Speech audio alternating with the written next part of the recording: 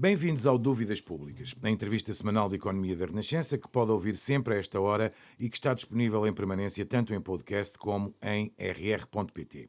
O currículo do nosso convidado de hoje ocuparia uma parte substancial do nosso tempo disponível, mas como é fundamental ouvi-lo, tentarei fazer uma apresentação sucinta e, se ele achar que ficou de fora alguma coisa de fundamental, teremos a oportunidade de acrescentar.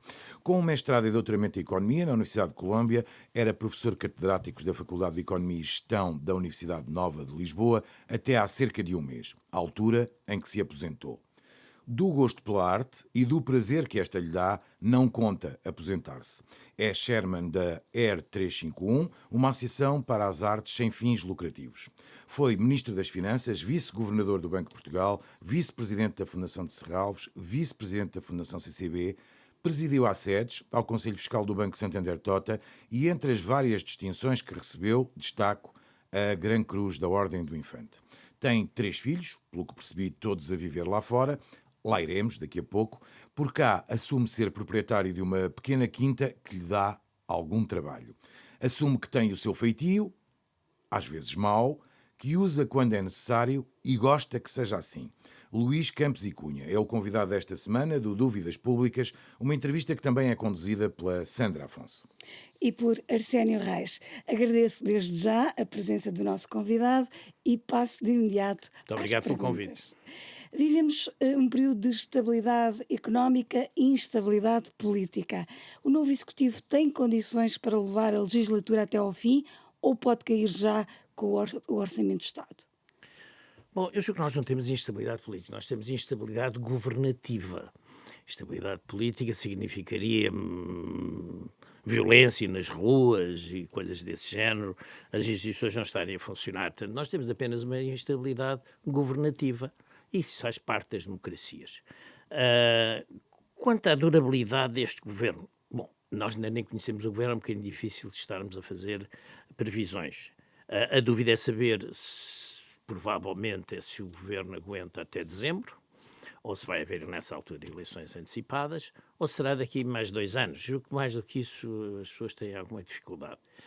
Eu presumo que essa capacidade do governo se aguentar mais do que o dezembro deste ano depende provavelmente mais do Partido Socialista do governo propriamente dito. O governo pode ajudar, pode não sei o quê. Julgo que dentro do Partido Socialista, tanto quanto eu consigo perceber pelas notícias dos jornais, deve estar a haver uma grande discussão como é que é ser oposição ao governo da AD. E pode ser uma oposição do tipo, para simplificação de linguagem, uma oposição do tipo bota abaixo. Tudo o que o governo propuser, nós votamos contra. Penso que foi um pouco isso que o Pedro Nuno Santos, no início, começou a dizer, logo na noite das eleições, era um pouco essa aversão. Julgo que essa versão tem vindo a ser suavizada, com entrevistas de algumas pessoas importantes dentro do Partido Socialista e com o próprio Pedro Nuno Santos a dizer que, afinal, o retificativo poderia passar, o que, portanto, é já começar a abrir uma certa porta. Ora bem, há vantagens e inconvenientes de ter uma oposição mais suave, digamos, e uma oposição mais tipo bota abaixo. A oposição tipo bota abaixo significa que em dezembro vai haver eleições e haver eleições provavelmente o Partido Socialista vai sofrer, não está preparado, não está consolidado internamente, tem uma liderança ainda recente, vai ser culpado do governo cair e portanto eu julgo que é um bocadinho suicidária essa. Por outro lado, não fazer oposição, ou ter uma oposição demasiadamente suave, põe o Chega como a oposição ao governo. E isso também traz consequências para as próximas eleições. Portanto, é um bocadinho difícil a posição. Se o governo tem uma posição difícil, eu julgo que o Partido Socialista tem uma posição muito mais complicada e muito mais difícil de gerir. E, portanto, será um pouco dessa discussão interna dentro do Partido Socialista que nós poderemos dizer se este governo dura até dezembro ou até dezembro de 2026. Veremos. Mas admite que se possa entrar aqui num ciclo de alguma instabilidade governativa, já que fez questão de distinguir as duas, porque de facto, de uma maneira ou de outra, terá sempre que ser uma negociação de apoios, sendo que, parece-me a mim, que há uma diferença neste governo. Vai ter, de facto, o PS a fazer a oposição de um lado, mas vai ter de um outro lado um outro tipo de oposição, eventualmente menos suave e menos normal para os hábitos que nós tínhamos de oposição. Pois, quer dizer, nós com o Chega, se nós olharmos para os resultados de por distrito, diminuição da abstenção e aumento dos votos no Chega, é quase 1 para 1. Ou seja, o Chega cresceu fundamentalmente, 99% é com a redução da abstenção. Portanto, era gente que não votava, porque estava zangada com o sistema, e passou a votar. E quando foi votar naquilo que também está zangado com o sistema, que é o Chega. E, portanto, vamos ter uma oposição bastante desagradável. Não vai ser uma oposição construtiva, não vai ser uma oposição civilizada, vai ser a oposição que o Chega sempre fez, fazer barulho e cartazes e insultos, e vai ser a oposição do Chega dentro... E, portanto, isto também significa que, sendo gente que estava zangada com o sistema e que passou a votar, significa também que aqueles votos não vão desaparecer.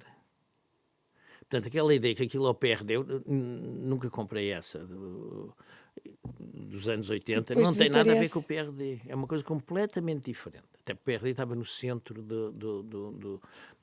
digamos, do espectro partidário. Aquilo está num canto. Isso, em termos de transferência de votos, é uma coisa muito difícil. Agora, eu devo dizer que, portanto, não estou a contar com a diminuição do número de parlamentares do Chega nas próximas eleições. Provavelmente também não vai aumentar, porque, dado que a origem dele é basicamente os descontentes, pronto, os descontentes já votaram e, portanto, já vimos quanto Pode ter atingido 18%. o seu limite, de alguma forma. Atingiu o seu limite. Eu também não penso que vai aumentar, mas também não penso que vai diminuir, porque, portanto, nas próximas eleições vamos ter que nos confrontar com a mesma situação dos 18% para o Chega. Como é que acha que se deve lidar com forças como o Chega, já agora que estamos a falar disso? É uma boa pergunta, de facto, e é uma pergunta difícil de resposta. Há aqueles que acham que o melhor é trazê-lo para dentro do sistema, aburguesá-lo, em certo sentido, utilizando uma terminologia dos anos 70, possível, não é? aburguesá-lo, em certo sentido, e outros dizem não, o que nós temos que fazer é como se fez na Alemanha, uma cerca sanitária e daqui não passarão.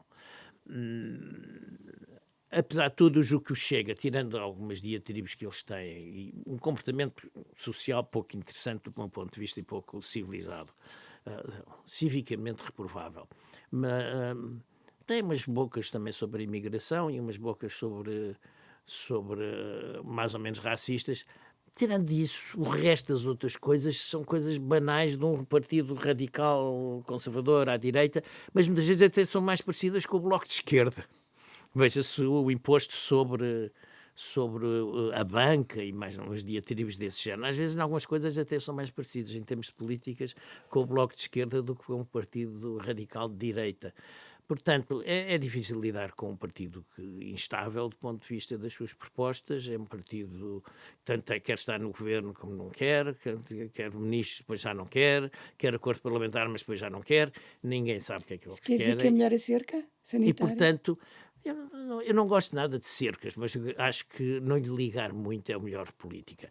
E, aliás, o Chega tem os votos que tem hoje, em boa parte, pela promoção que António Costa e Augusto Santos Silva lhes deu. Quer dizer, basicamente, ignorou sempre no debate parlamentar o AD, o PSD, O maior partido da que oposição. era o partido líder da oposição, para só falar do Chega e contra o Chega. E, portanto, aquilo deu sempre primeiras páginas dos jornais. E quem lhes deu essas primeiras páginas ao Chega foi Augusto Santos Silva e António Costa.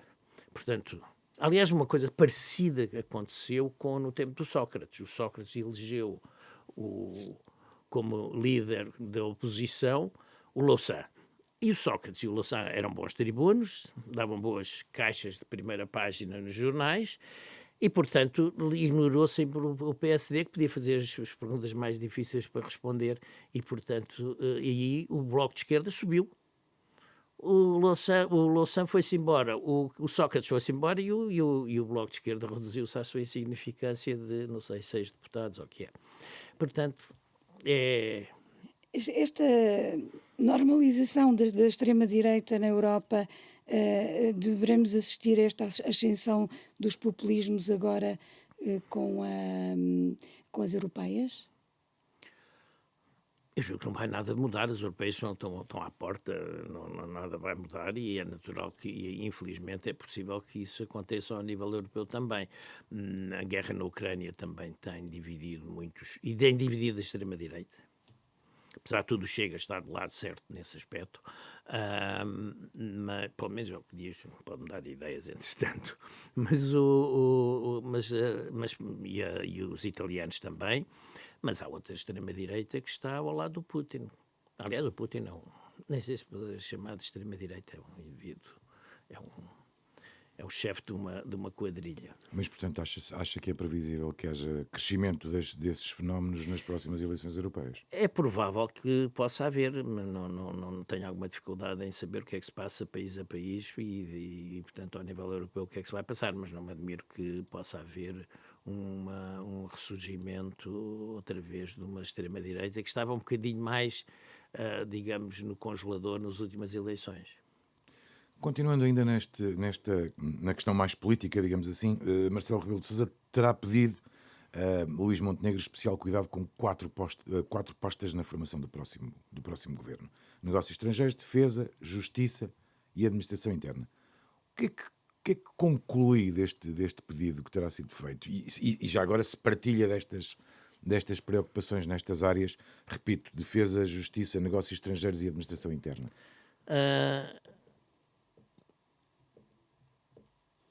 Bom, esses factos são os 4 ministérios, provavelmente mais. Falta aí as finanças, penso eu, mas julgo que são os 4 ministérios que temos. A defesa. Nós não temos exército neste momento, forças armadas praticamente não existem, quer dizer, temos 80 tanques que, de acordo com os mentideiros, não sei se há 3 ou 4 que estão a funcionar, as fragatas tínhamos 3, só uma que eventualmente estará a funcionar, temos 2 submarinos em que um está no estaleiro, quer dizer, nós não temos 20% dos efetivos que devíamos ter, portanto nós não temos forças armadas neste momento. Temos que fazer um pequeno raid na República Centro-Africana ou assim, mas não temos forças armadas, mas elas podem ser chamadas, quer dizer, nada, não é impossível, espero que não aconteça, mas é uma probabilidade significativa de repente nós temos uma guerra na fronteira com a Rússia. E nessa altura a NATO é chamada e nós somos membros fundadores da NATO. E era bom que nós tivéssemos alguma coisa a dar. E não sei, temos uns quantos F-16 já um bocado desatualizados e temos um submarino, quer dizer... Portanto, acha que é inevitável algum investimento na defesa? Portanto, a defesa é certamente uma área, o meu pai era militar, portanto tenho alguma sensibilidade para o problema, sempre achei que o desinvestimento que se fez na defesa era errado porque só não há guerra quem está preparado para ela. Também haverá aqui alguma preocupação com as carreiras. Ninguém andou a tentar dar um murro ao Cássio Sclay no meio ao Mohamed Ali no meio da rua.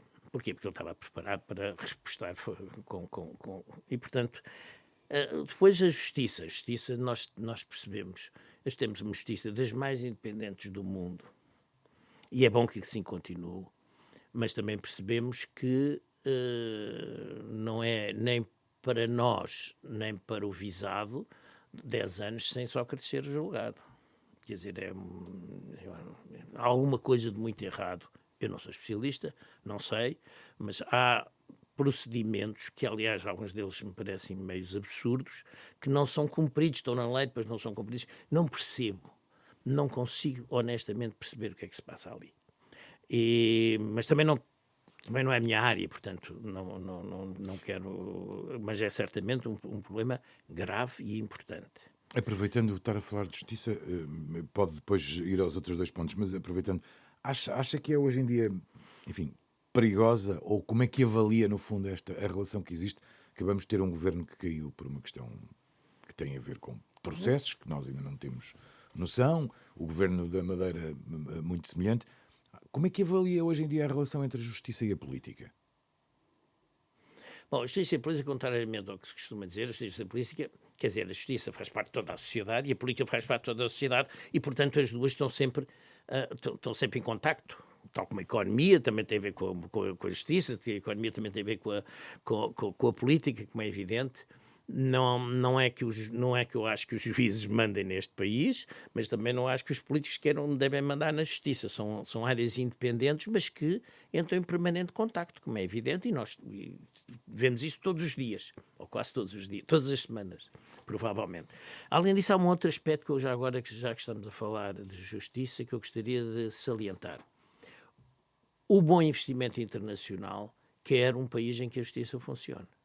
E os tribunais administrativos, por simplesmente, são os piores deles todos, em termos de atraso.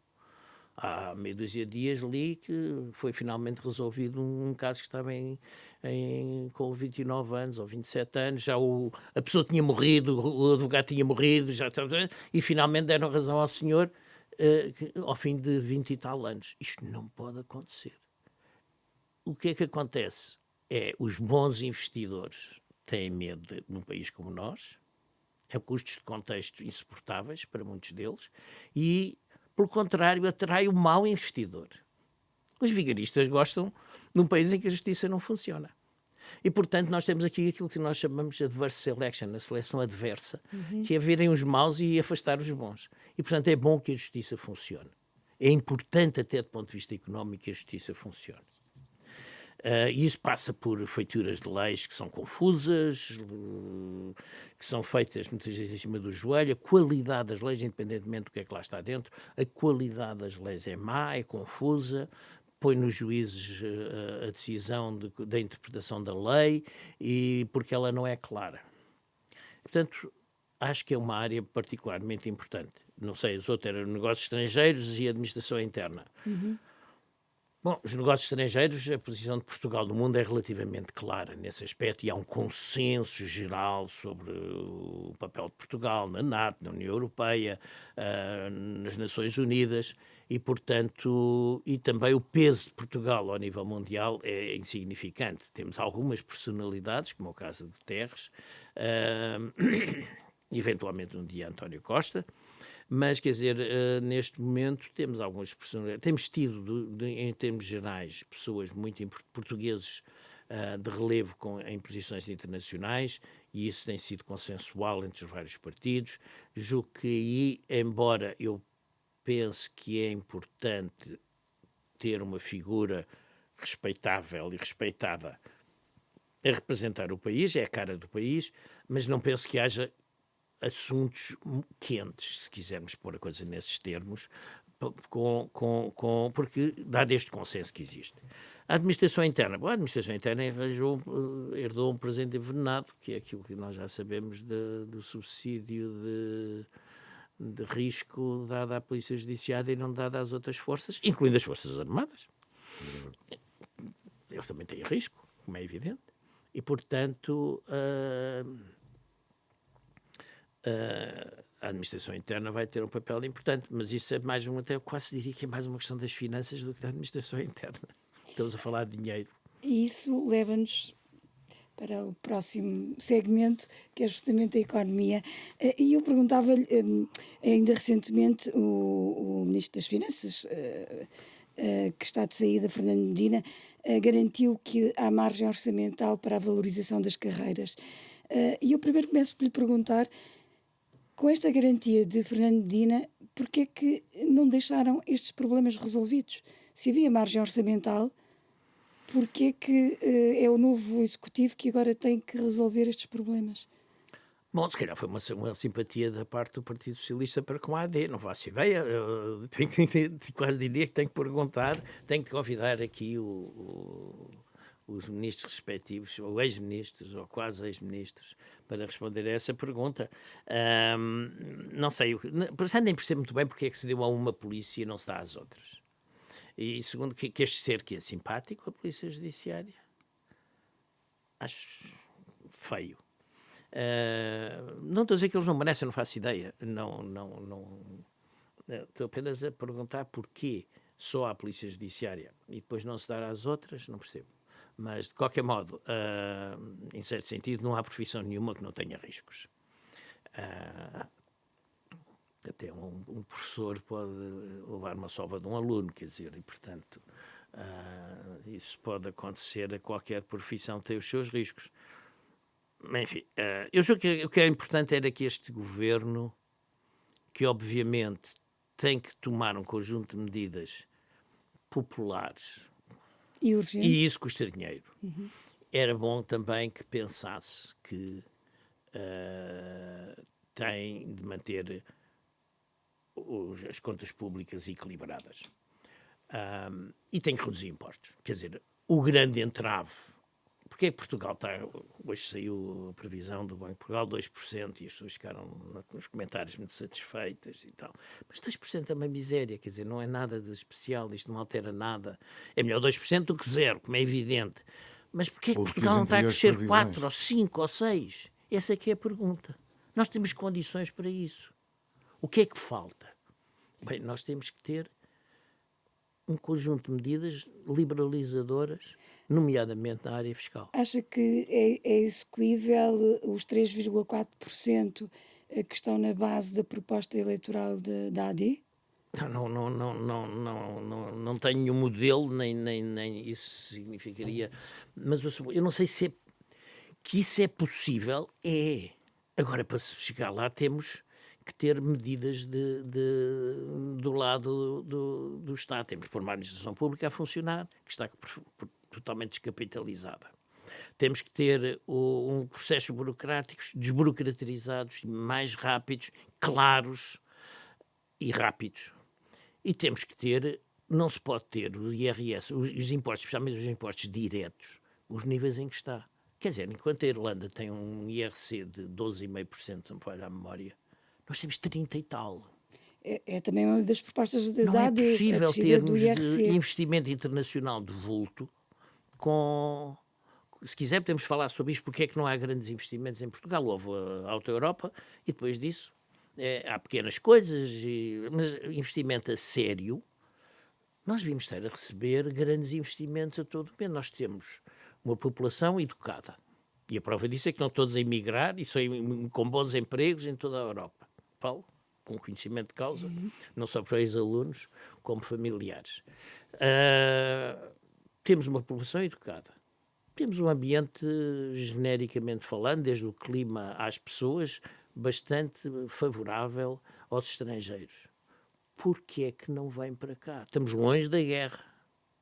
Temos paz social. Não temos nenhuma disputa territorial, não temos autonomias, não temos guerras à nossa porta. Portanto, tudo isso levaria a que devia estar em Portugal a aparecer como cogumelos grandes investimentos. E porquê é que não aparecem? Deixe-me responder-lhe com a sua pergunta. E porquê é que não aparecem? Olha, eu escrevi uma vez aqui há 1 ano e meio, 2 anos, um artigo no Observador em que explicava isso com algum cuidado. Vamos lá ver rapidamente. Grosso modo, qualquer investimento tem 3 componentes. Tem capital, tem trabalho e energia. O preço dos produtos finais, seja um hotel, ou seja, uns parafusos ou o que for, é grosso modo fixado pelo mercado internacional. Seja produzido aqui ou em Espanha, é igual. E, portanto, o preço direto ou indiretamente do produto, e com esse preço, ele tem que financiar, tem que pagar o capital, o trabalho e a energia. A energia mais cara da Europa, ou uma das mais caras da Europa. O capital é taxado a 30 e tal %. Ou seja, quando compara com o investimento na Irlanda, ele tem que ter um lucro bruto muito mais elevado para poder, porque interessa para o investidor, é o lucro líquido depois de impostos, e portanto tem que ter um lucro bruto muito superior. Então, se a energia é mais cara, se o capital tem que ter um lucro exorbitante para ser compatível com o resto da Europa, o que é que falta para qual é a única variável de... O salário. É o salário. E por isso não há investimentos que paguem salários elevados, porque esses são investimentos capital intensivos. E os investimentos de capital intensivos não podem cá estar com este nível de IRC. E, portanto, nós estamos a expulsar. E quando defende a descida do IRC, duas notas.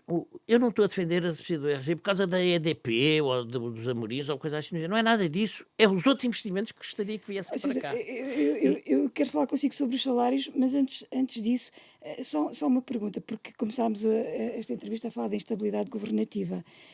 Então eu gostava de lhe perguntar se este novo executivo tem margem para avançar de imediato com uma descida fiscal, tendo em conta que não tem poder para aprovar sozinho decisões como essa.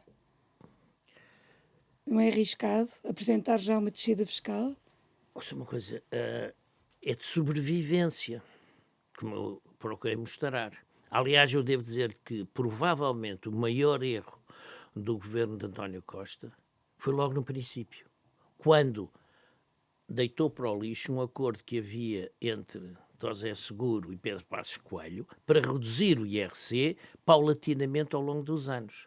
E foi grave por duas razões. Primeiro, daqui para a frente, qualquer acordo dos dois grandes partidos não tem credibilidade.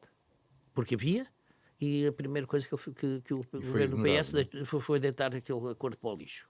E, portanto, não tem credibilidade nenhum acordo. Isso é gravíssimo.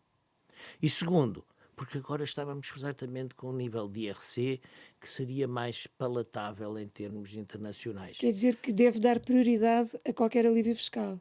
Agora, eu julgo que ele tem que dar satisfação de algumas coisas, foram promessas da campanha, mas eu tenho que dar prioridade à redução dos impostos diretos, IRC e IRS. E não vale a pena arranjar nichos, ou seja, os políticos gostam, está bem, mas se tiver olhos azuis paga menos, se tiver gastar mais de 45 paga mais. Não, aquilo é para todos. É para os jovens, é para os... Quer dizer, porque é que há de ser para os jovens e não há de ser para as pessoas que têm 40 anos e têm 2 filhos? E porque é que não há de ser para os velhos que têm despesas de saúde muito mais elevadas e não sei o quê? É para todos. Não vale a pena andar. A empresa se fizer assim, fizer assado, isto cria uma burocracia gigantesca. Distorce o funcionamento das empresas. As empresas andam sempre a meter papéis e a fazer projetos. Pura e simplesmente reduzam o IRC para todos. E não há mais perguntas sobre o assunto. E considera que os impostos prioritários seriam IRC e IRS? Sim, os impostos diretos. Muito bem. Já nos o IMT, a antiga CISA, também acho que era importante, mas pode ficar para outros momentos. Embora seja muito popular, acabar com ele. Mas isso, o que pode dar é apenas uma subida do preço das casas. Há uma boa parte que vai ser transferido para o vendedor da casa com o preço das casas mais alto. Enfim, também já vamos à habitação, mas ainda recuando um bocadinho atrás, ainda sobre a margem financeira que este Executivo tem, Mário Centeno diz agora que a margem financeira deve servir para o futuro e não para o presente. Também concorda que não deve ser esgotada nas questões do presente? Uma coisa, o futuro constrói-se hoje, não é? Quer dizer, portanto, acho um bocadinho uma verdade de lá para ali, em certo sentido, é verdade que o que é importante é não entrarmos em desvarios orçamentais. Nós vimos as consequências disso com os orçamentos, o comportamento orçamental em 2009, 2010, 2011. 10%, grosso modo, por ano de déficit. O que é que deu? Deu que o Sócrates teve que chamar a Troika. E isso seria, quer dizer, está completamente fora desse horizonte, felizmente. Temos as grandes empresas de rating a dar A's a Portugal e isso melhora a vida de cada um dos portugueses. As pessoas não se apercebem da importância que tem a subida do rating da República, mas isso significa que a economia portuguesa se financia a taxas mais baixas e que os portugueses financiam a taxas mais baixas e, além disso, têm que pagar menos pela dívida pública todos os anos, porque os juros implicam isso, e, portanto, agora, era importante que, evidentemente, a reputação de Portugal, e foi a grande contribuição deste governo, foi certas. Consolidação e desenvolvimento da reputação de Portugal nos mercados financeiros internacionais, e isso não deve ser menosprezado. Mas acha, por exemplo, que a criação do Fundo Medina não faz sentido? Eu nunca percebi. O chamado Fundo Medina, não é? Eu nunca percebi o que era o Fundo Medina, honestamente. Se há um excedente orçamental, paga-se a dívida mais depressa. Do que está a criar um fundo que tem que ser gerido com uma burocracia, com regras muito apertadas, com não sei o quê. Eu tive a responsabilidade de gerir as reservas externas do Banco de Portugal e, portanto, aquilo é pesado, não pode haver erros e, portanto, tem que ser uma gestão sempre muito cautelosa e, portanto, com menos risco, e se tem menos risco também tem menos rentabilidade. E, portanto, pura e simplesmente, se há dinheiro, se há um excedente, esse excedente é para pagar a dívida. É necessário daqui a 5 anos um empréstimo por um recurso, qualquer coisa. Bom, o Fundo Medina para mim são os mercados. Vai só ao mercado e faz-se um lançamento de dívida e, como temos boa reputação, temos a dívida no dia seguinte colocada. E já agora esses excedentes darão para, só para discutirmos coisas concretas e que estão em análise, repor os rendimentos dos polícias, dos professores, dos profissionais de saúde, e não sabemos bem se não virão várias outras reivindicações do setor público. Há pouco falava dos militares, quando falávamos do subsídio de risco. Acha que o chamado Fundo Medina, ou aquilo que viria a ser o Fundo Medina, dará para tudo isto? Bom, como eu nunca percebi o que era o Fundo Medina, tenho alguma dificuldade em responder. Eu tentei ver nos jornais, não tive assim grande curiosidade. Mas, ouça uma coisa, há sempre lugar para mais um. Agora, e para 3 ou 4. Agora não pode ser, é mais um, depois já pode não haver. Portanto, tudo depende da forma como se vai ser gerido, os vários interesses e um governo, é isso que tem que fazer, é arbitrar interesses e ter uma linha de orientação. Tem que ter uma ideia para o país e, portanto, tem que perceber, dentro dessa ideia que tem para o país, quais são os interesses que quer satisfazer ou que está disposto a satisfazer e os interesses que tem que dizer não. Apesar de tudo, há que dizer não há algum, toda a gente quer mais dinheiro, como é evidente. E pode não dar para tudo, nomeadamente eu estava-me a lembrar aqui só dos que têm sido falados, polícias, professores e profissionais de saúde, para além de eventualmente os militares, não sei. Pode não dar para tudo. Pois, mas os militares, infelizmente ou felizmente, também existem e nós necessitamos de umas boas forças armadas. Estávamos há pouco a falar da situação das famílias. Segundo os dados da DECO, 3 em cada 4 famílias teve dificuldade em pagar as contas no último ano. Estas dificuldades são transversais, como já percebemos. O Governo está obrigado a acudir a todos. Já disse que não há margem para responder a todas as solicitações, mas também diz que é prioritário e urgente alívios fiscais também no IRS. Quando é que estes alívios devem avançar? Já no próximo orçamento? Eu julgo que tem que se dar um sinal claro e deve haver um programa de alívio fiscal. Aliás, eu julgo que nos programas dos partidos havia isso e, portanto, não pode ser tudo de uma vez, mas haver uma linha de orientação. Claro que a gente sabe que daqui a 2 anos não sabemos que o governo é que lá vai estar, isto e aquilo, mas pronto, pelo menos há alguma ideia e alguma esperança de como é que as coisas poderão evoluir e, portanto, um sinal tem que ser dado. Não é preciso ser-se da iniciativa liberal para querer perceber que o país necessita de uma liberalização na área fiscal e, portanto, tem que se mostrar qual é o caminho. O que é primeiro e o que é depois? É o IRS, é o IRC, é os dois ao mesmo tempo, mas devagar, para onde é que se vai caminhar, até porque a situação económica internacional não está dramática, como estava há 15 anos atrás, mas também não está propriamente florescente e os sinais de risco, seja no Médio Oriente, seja na Ucrânia, são complicados. O Banco de Portugal prevê um aumento do rendimento disponível das famílias em mais de 4%. E nós temos as promessas eleitorais para o aumento do salário mínimo e do salário médio. Mas as empresas terão capacidade para aumentar os salários? Olha, voltamos àquela questão que eu estava a pôr há pouco, quer dizer, é evidente que também os preços dos produtos aumentou e, portanto, isso dá uma certa folga às empresas. Portanto, eu julgo que uma subida de 4,4% não é uma coisa que me choque, não parece que seja... Já agora queria comentar também aquilo que me disse há pouco, 3 em 4 famílias tinham dificuldades em pagar as despesas. Eu tenho a certeza que é 4 em 4. Porque uma pessoa ganha bem, tem mais compromissos e quer ter mais despesas. Todos os portugueses, eu diria mesmo, todos os habitantes deste mundo, têm sempre que fazer contas do que é que vão gastar nesse mês. Podem ganhar 50 mil euros por mês. É outro tipo de contas, e outro tipo de despesas, e outro tipo de ambições, e outro tipo de... Agora, dificuldades em pagar as contas no final do mês, são todos os portugueses. Eu acho que isto é mais contas básicas, doutor. Estamos a falar de pagar a casa ao banco, pagar a cesta básica do supermercado.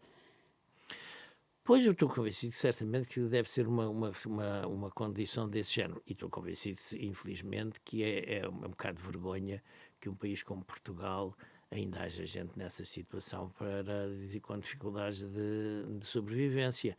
Eu julgo que é para além daquelas questões mais óbvias de manter a segurança e a justiça a funcionar e a defesa, eu julgo que imediatamente a seguir vem a distribuição de rendimento. E é uma vergonha, eu agora que via fora de Lisboa, mas de vez em quando vou a Lisboa, ver o número de sem-abrigo outra vez aumentar. Mas é sempre nas grandes cidades, quer dizer, que isso acontece, mas é um bocado triste e envergonha qualquer país. E acho que nessa frente não tenho a certeza que se tenha feito muito. Aliás, repare, isto é um estudo feito no Banco de Portugal, o IRS em Portugal é dos mais progressivos da Europa. Mas depois, em termos de redistribuição de rendimento, o impacto dele é semelhante ao do resto da Europa, ou seja, não era preciso ter o IRC tão... Só pelo efeito do IRS, eu queria dizer IRS. O IRS é dos mais progressivos da Europa, mas depois o impacto disso na distribuição de rendimento é igual ao dos outros países, o que significa que as políticas estão erradas. Já agora, estávamos a falar de famílias, eu ia mudar de tema, não sei se ainda tens alguma precisão, mas uma das coisas que mais impacto tem junto das famílias, tem tido, é a questão dos juros, não é? O senhor também foi vice-governador do Banco de Portugal, passou pelo BCE, conhece bem a política monetária. Acha que já chegamos ao ponto em que não descer os juros tem mais consequências negativas do que positivas? Não, agora temos que dizer, é evidente, a taxa de inflação subiu, o único instrumento que existe é a subida de juros, o Banco Central. Eu julgo que houve um erro e há uma má percepção. O erro foi, durante muitos anos, o Banco Central estava a emprestar dinheiro a taxa zero, até negativa, mas isso foram circunstâncias absolutamente excepcionais. Isso não existe na história bancária, monetária, pronto. Nem voltará a existir. E, portanto, nem voltará a existir. E esse é o problema da percepção. Portanto, viemos nos últimos 10 anos acostumados a taxas de juro muito próximas de zero e a taxa de juro subiu por causa da inflação. Acho que o Banco Central Europeu e a FED, a mesma coisa, deviam ter atuado muito mais cedo, muito antes da inflação ter começado a subir, deviam ter atuado normalizando as condições monetárias. Não o fizeram e, portanto, ao primeiro fósforo, a mata começou a arder e subiram os juros. Hoje, neste momento, a taxa de inflação já está a voltar a situações normais e, portanto, as taxas de juros vão voltar a descer, mas não vão voltar a descer para o que era há 5 anos atrás. Vão voltar a descer para o que era há 20, 30 anos, que tipicamente a taxa de juros real fica um bocadinho acima da taxa de crescimento da economia. Portanto, se a taxa de crescimento da economia europeia for 2%, a taxa de juro real deve ir para os 2,5%, coisa assim do género. Quer dizer, isto é uma coisa A prazo, todos os dias ou todos os anos, isto pode ser um bocado variável, mas a prazo podemos pensar como regra simples, meio ponto acima da taxa de crescimento real, a taxa de juro real. E em relação à descida, a Lagarde já sinalizou uma possível descida agora em junho, mas também já avisou que não será seguida de descidas consecutivas, portanto, devemos esperar uma descida muito, muito lenta. Sim, e é como digo, não vamos voltar ao que era há 5 anos atrás. Vai ser uma descida certamente lenta, cautelosa, como fica bem a todos os bancos centrais, e vai ser uma descida para níveis do que era há 20, 30 anos. Enfim, com taxas de juro certamente positivas, e 2, 3, 4%, isso vão ser taxas, dependendo de que taxas de juros que estamos a falar, mas isso vai ser a regra para a economia. A Presidente do BCE também alertou para a exposição da banca na zona euro ao imobiliário. Segundo a agência DBRS, o preço das casas em Portugal aumentou 60% em 5 anos, desde 2018. Mais do que nos Estados Unidos, mais do que em Espanha, mais do que na Alemanha. Acha que corremos o risco de algum tipo de bolha imobiliária no nosso país? Corremos, e o que é interessante, ou melhor, não é interessante, o que é de sublinhar, é que isso não tinha acontecido antes. Ou seja, quando nós chegámos à crise de 2010, o imobiliário tinha crescido muito pouco. Ao contrário do que já tinha acontecido em outras geografias. Nomeadamente em Espanha. E, portanto, havia uma grande diferença entre Portugal e Espanha nos preços do imobiliário em termos de crescimento. E, portanto, os 10 anos antes da crise, Portugal tinha sido o segundo país com crescimento mais baixo, se bem me recordo, ao nível europeu. O primeiro julgo que era a Alemanha. Agora, neste momento, o que acontece da subida do imobiliário é que não há a oferta retraiu-se. Quer dizer, chegaram-se a construir 100 e tal mil casas num ano. Neste momento estamos a, não sei, 10 mil ou coisa que o valha. E, portanto, aí está uma área em que é bom estabilizar-se a lei do arrendamento. Porque as pessoas que compram um andar para arrendar estão a pensar não no próximo mês, nem no próximo ano, estão a pensar nos próximos 20 anos, 30 anos. Com a crise do sistema de pensões e as pessoas começarem a pensar, o indivíduo hoje tem 40 anos, começarem a pensar que se calhar a pensão dele vai ser um bocado bastante mais baixa do que ele estaria à espera, o que é que ele faz? Provavelmente compra um andar para arrendar. Mas está a pensar a 30 anos, 40 anos. Ele precisa ter estabilidade da lei do arrendamento. Senão, se calhar, o que pega nele e mete-o num fundo em França ou noutro sítio qualquer, num fundo de investimento, mas não. Portanto, a poupança da classe média, que muitas vezes ia para pequenos arrendamentos, pequenos apartamentos para arrendar, desapareceu. Porquê? Porque a instabilidade das leis da lei do arrendamento é total. A arbitrariedade do Estado tem sido total nessas matérias. E, portanto, é crucial para haver investimento na área da habitação, é preciso haver estabilidade da lei do arrendamento, nomeadamente a lei do arrendamento. E dos impostos recaem sobre o imobiliário. E ainda voltando a esta bolha, que consequências é que poderá ter no imediato para o país? Bom, neste momento, as bolhas, se houver uma bolha, não sei se há, senão ninguém consegue saber, só porque os preços subiram muito, não quer dizer que haja uma bolha imobiliária, e porque se houver uma bolha imobiliária significa que mais tarde ou mais cedo a bolha estoura e temos aí o colapso do mercado imobiliário. Não estou nada a prever isso, não acho que isso vai acontecer, não me parece que seja possível. Agora vai haver um longo período, provavelmente, de estagnação de preços. Mas para isso tem que reagir o lado da oferta. Senão os preços continuam a subir. Vai haver pessoas que querem comprar casa, vai haver jovens que afluem às grandes cidades para trabalhar e nessa altura os preços Aliás, isso é verdade, que os preços da habitação em Lisboa e Porto e Coimbra subiram muito, mas pergunto-me se em Viseu ou em Castelo Branco ou na Guarda se isso aconteceu. Talvez não. Porquê? Porque não há pressão do ponto de vista da procura e a oferta está lá. As estatísticas mostram uma subida generalizada, não tão acentuada no interior e em algumas localidades. mais... Houve aquele pacote inenarrável do Mais Habitação, em que se falava das casas devolutas. Nunca ninguém perguntou porquê é que elas estão devolutas. Estou a falar agora de uma habitação, um andar, que está pronto a ser habitado e está fechado. Porquê é que uma pessoa, que se for no centro de Lisboa, pode alugar aquele andar por 1.000 euros por mês, não aluga? Eu não sei, posso conjecturar, mas ninguém fez essa pergunta. E a conjectura... A pessoa não é idiota. Se ela pode ganhar mais de 1.000 euros por mês, porque é que não aluga?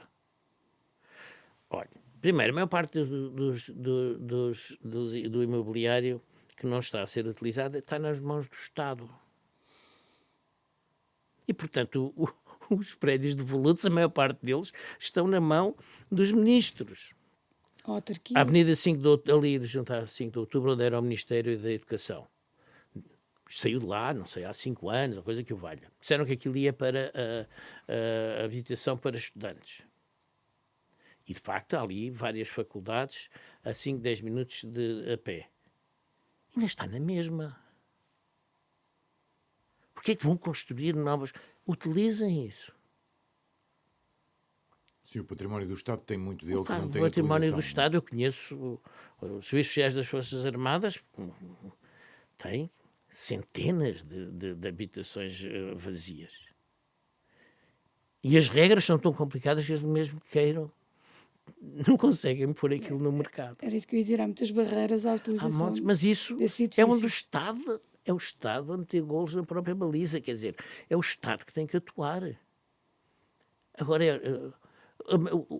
mais devolutos privados estão nas pequenas aldeias, nas pequenas povoações do interior, mas lá não há ninguém.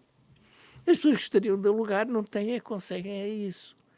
E, portanto, esta ideia de que há aí montes de gente com andares devolutos que podem ser alugados amanhã é falsa. Não conheço, mas enfim, eu não fiz uma sondagem. Gostávamos de olhar também um bocadinho agora, nesta reta final, para o lado mais internacional, digamos assim. Os grandes empresários, aliás, em Portugal, dizem recear mais os riscos internacionais do que a instabilidade política interna. Também tem mais a ameaça externa? E que tipo de ameaça externa? Ora bem, vamos pôr eu concordo com isso e vou-lhes já dar um exemplo. Tem mais consequências para Portugal se o Trump é eleito ou se é o Biden. Fenómeno para o qual nós não podemos contribuir com nada. E terá mais impacto a eleição nos Estados Unidos do que as eleições aqui. Com Chega e sem Chega, e com ADs e com não sei o quê. Não tem isso ao lado do impacto de Trump. Portanto, a situação internacional para um pequeno país muito aberto, como é o caso português, e ainda bem que é assim, não somos a Albânia dos anos 60, efetivamente, significa que as ondas de choque internacionais chegam cá. Uma guerra de fronteira na Ucrânia teve impacto no nosso dia-a-dia. E os problemas na economia chinesa? Os problemas da economia chinesa ele tem 2 problemas graves. Primeiro, o crescimento muito rápido cria muitas vezes desequilíbrios e bottlenecks e, portanto, que a certa altura aparecem. Segundo, houve uma bolha imobiliária gigantesca. Há cidades quase vazias neste momento. E, portanto, colapsos de empresas, de grandes, gigantescas empresas de construção. Isso tem impacto nos bancos, portanto, imediatamente se admite uma crise financeira. Portanto, claro que aquilo é uma economia muito de comando e muito planificada e, portanto, é natural que estes fenómenos mais de mercado o governo vai conseguindo suavizá-los, mas eles estão lá. E, portanto, e há um terceiro aspecto, já agora se me permite, que é o problema demográfico. Portanto, a China, durante dezenas de anos, teve a política de um só filho, já acabou com isso, não sei, há 10 anos, ou coisa que o valha, simplesmente a pessoa continua a ter um filho só. Acabou. Agora assistimos à retirada de grandes empresas chinesas do mercado europeu. que, por exemplo, em Portugal estamos a assistir a esse fenómeno no BCP, na EDP. Terá consequências para as economias europeias? Claro que o que se passa na China tem consequências mundiais para a economia mundial e certamente também para a economia europeia. Veremos exatamente, porque eles retiram-se, mas as empresas continuam lá, vendem a outros, provavelmente a um preço mais simpático. Se calhar algum outro investidor pode pode ganhar algum dinheiro comprando por um bom preço um bom banco ou uma boa empresa de eletricidade. Não vê aqui motivo para preocupação? É para estar com atenção, preocupado não estou dramaticamente, também não fiquei preocupado quando eles compraram, quer dizer, não acho que seja, não acho que isso, há de haver quem compre e há de haver quem, espero bem que seja um bom investidor. Já vivemos em Portugal uma fase em que se venderam efusivamente, diria eu, os chamados centros de decisão. Deixaram de ser importantes? Desapareceram? Não, alguns deles, em alguns casos, desapareceram. Aliás, devo dizer, eu tenho uma associação sem fins lucrativos, como mencionou, a R351, e como todas as associações no domínio das artes e sem fins lucrativos e com poucas receitas, nós vivemos muito de sponsors. E o que acontece é que não há, basicamente, é raríssimo uma empresa estrangeira estabelecida em Portugal se esteja disposta a fazer contribuições para uma atividade, digamos, de serviço social. As empresas portuguesas faziam, mais do que as pessoas imaginam, mas eu tive na SEDES, também tive diretor da Faculdade de Economia, portanto, todas essas atividades eu fiz fundraising e angariação de fundos de apoios, e era muito mais fácil há 20 anos atrás do que é hoje. Muito mais. E isso tem muito a ver com o facto de serem empresas estrangeiras, deixaram de ser portuguesas, e as empresas estrangeiras muitas vezes dizem assim, olha, se quiser vai a Paris, nós temos lá uma fundação, já fiz isso, não em Paris, mas não interessa, e eu chego lá, sou recebido pela pessoa da fundação, o presidente ou o vice-presidente, e a conversa demora 5 minutos, e diz, não temos dinheiro. Mas então não temos dinheiro.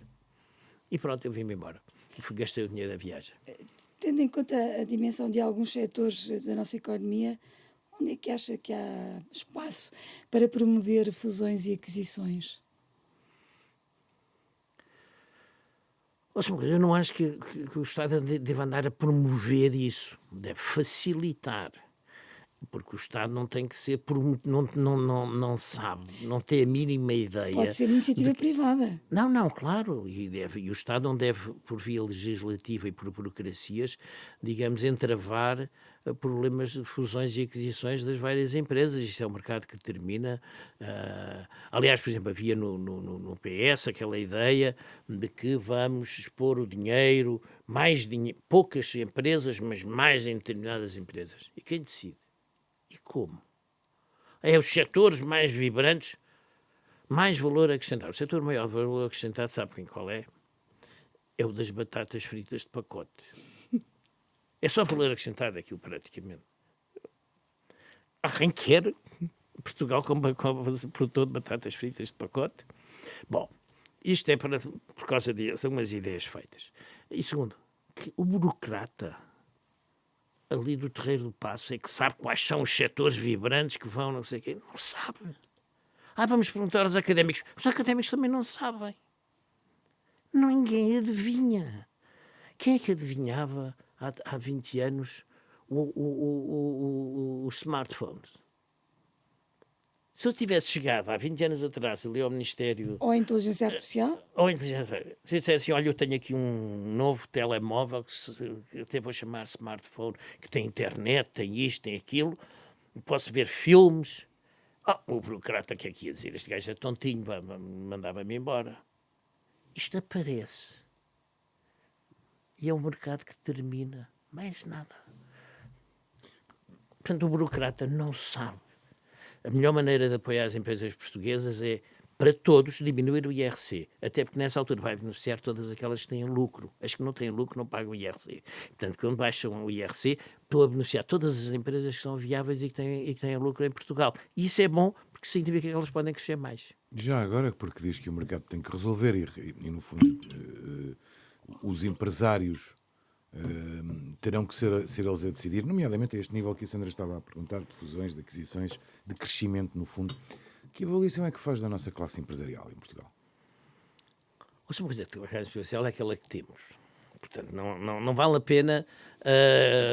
percebe? Quer dizer, há pessoas bem preparadas, há pessoas mal preparadas, há pessoas honestas, há pessoas desonestas, como em todas as classes. É com esta que a gente tem que trabalhar. E com as outras que, para além da fronteira, existem e que estão dispostas a vir para cá. E por isso é que é importante, nós temos capacidade para atrair investimento e tecnologia internacional para vir para cá. E, portanto, mas para isso, como disse, não vou repetir, há que fazer algumas coisas no domínio da justiça, no domínio da feitura das leis e certamente no domínio dos impostos. Disse na abertura que tem 3 filhos, estão todos no estrangeiro, pelo que percebi. Sim, uma em Londres, outra em Madrid e outra em Nova Iorque. Isso quer dizer que Portugal não tem capacidade para atrair os nossos melhores, como se Bom, costuma dizer talvez agora. por razões mais pessoais do que outras, um deles venha proximamente, mas é por razões pessoais e não profissionais. Certo. Tenho um deles que me diz, pai, no dia em que me arranjar um emprego, que tiver uma oferta de emprego, por metade do que eu estou a ganhar, eu vou para Portugal. Metade. Ou seja, não é nada contra o país, é contra as condições que eles conseguem Não têm viver. condições para cá estar. Certo. Estamos quase mesmo a terminar, no fim deste Dúvidas Públicas. Nunca terminamos sem pedir aos nossos convidados que escolham uma música. Não tem de ser a música da sua vida, mas tem que ser um tema que, no fundo, por algum motivo o tenha marcado. Gostava que partilhasse e que explicasse um bocadinho a todos a sua escolha. Eu escolhi os Led Zeppelin, que é uma banda da minha juventude. Penso que é uma banda que fez contribuições absolutamente fundamentais para a música rock.